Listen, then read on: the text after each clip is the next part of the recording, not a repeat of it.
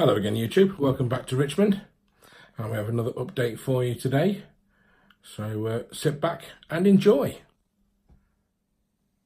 So, we haven't done much to the actual station itself since the last updates with the roof.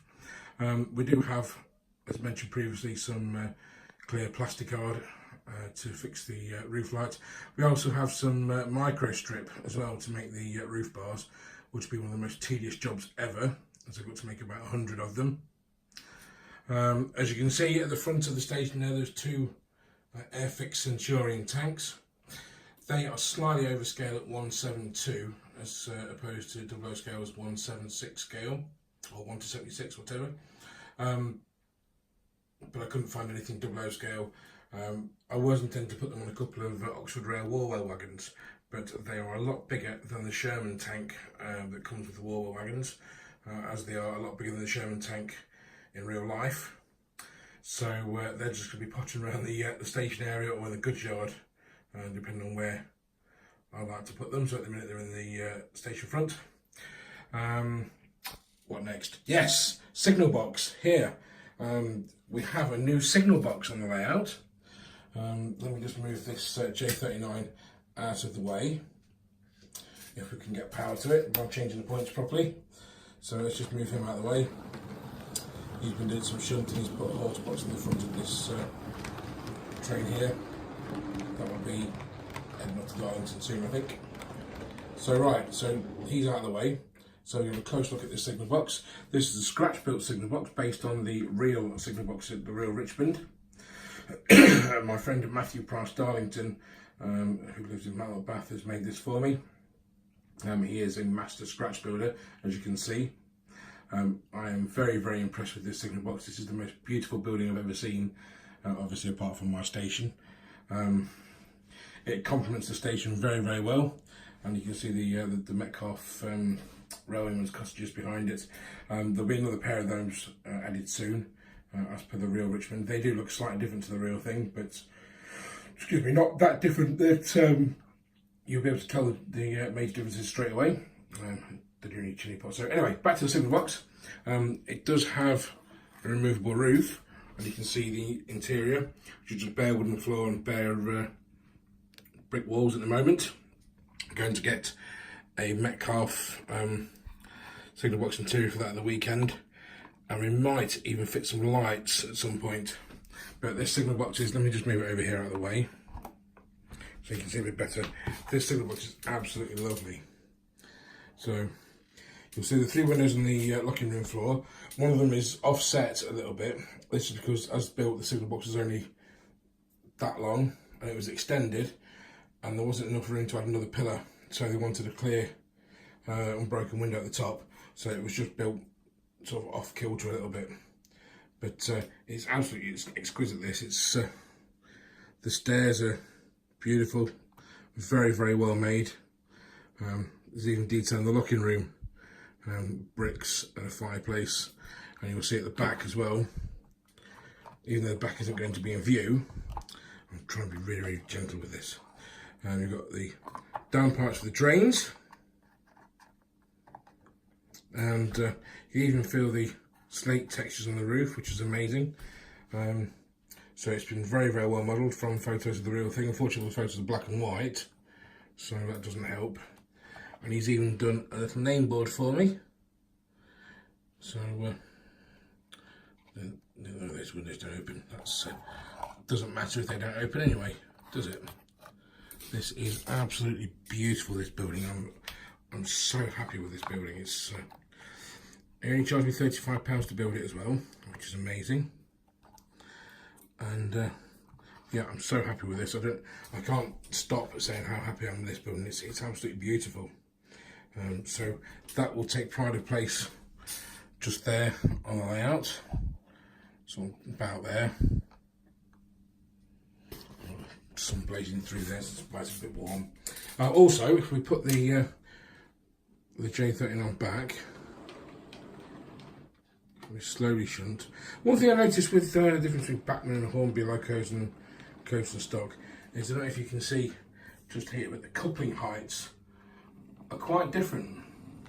The J39 is not a NEM pocket coupling, but the coupling is fixed in place and it's quite a lot higher than the coupling on there. So when you push something, it usually derails. So won't be an issue soon because I'm going to I'm changing to KD couplings at some point, so I can live with it for now. Just put him back there and stop. So yeah, back here we've been putting point rodding in, so I'm really excited about this. It's really fiddly. These are the Wills point rodding kits here. This one's been used. I'm just keeping this for the instructions on the back as to how to put things together. This is the Wills extension kit. So you have 8 sprues of point rodding in there. I've already used one of these, and we've got a load of sprues left. We've got there's 6 sprues there, and they don't last very long. I mean, one length of point rodding here is only about 70 or 80 millimeters long. If we get my metal rule, you'll be able to see. So it's about 70 millimeters long, which isn't very long at all, but it comes with like a base on each end. So you glue them together, you glue the bases together side by side, then you just glue them end on to the excuse me, the existing rodding. And this is not going to be straight like that. These are just setting stuff, so it's going to curve round gently with the track when it's when everything's cured and dry. I'm just waiting for the piece at the back there to set properly, which it's not doing at the moment. That's why I had this little piece here just put in place just to hold it in place level with the other piece that it's glued to. The glue doesn't seem to be catching on that one. But we move further around. There's 5 rods there, and some of them are easier to put together than others. I mean, this one here is a little bit out of shape, which we can sort of adjust it a little bit. So here we've got your compensator bases. So you use those for on warm days the metal would expand. And also change from the push motion of the rods to a pull, or vice versa. The users are over long runs of point rodding. So these two here, this one and this one, correspond to these 2 points here, which are the first 2 that you'd meet coming from the Darlington direction. And then we've got another one here going to the double slip. I didn't put rods under there because it was just too damn fiddly. I couldn't get them under, so I've just left them like that. And then another one there going back to the stool there, and another stool under there for that point. So to recommend that you do it before ballasting, because quite honestly I can't even contemplate doing this after the track's been ballasted. So you just have to ballast round it, and you glue these bases down with contact adhesive. So we've got some cheapo Wilco contact adhesive, and you just stick it down and leave it, and it's up to about here. It's still loose because obviously I'm bending it around with the track.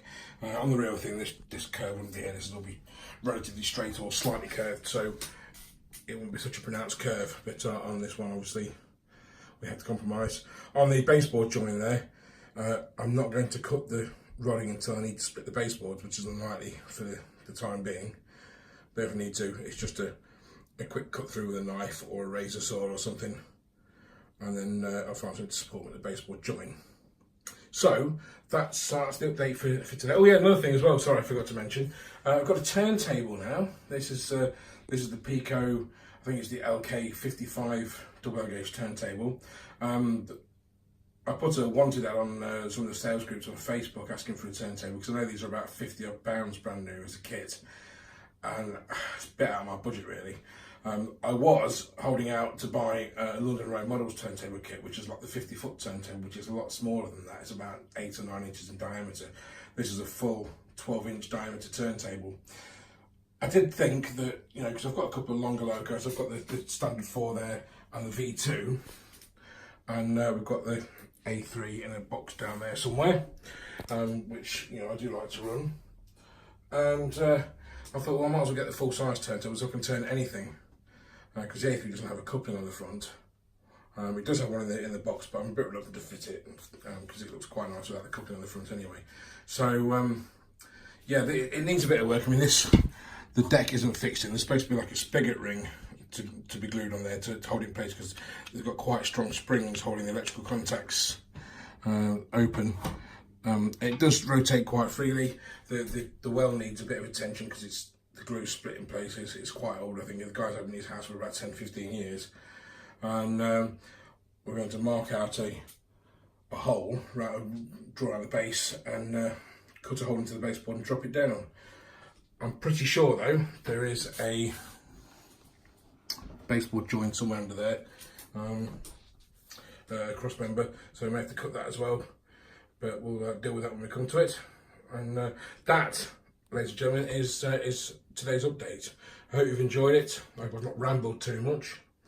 And yeah, there you go. Oh, one more thing before I go. Sorry, that V2 that I bought at the show last week, the rear pony truck, the axle split, which is a bit of a shame. So I'm after another axle or even another V2. So if you guys can help me out, that'd be great.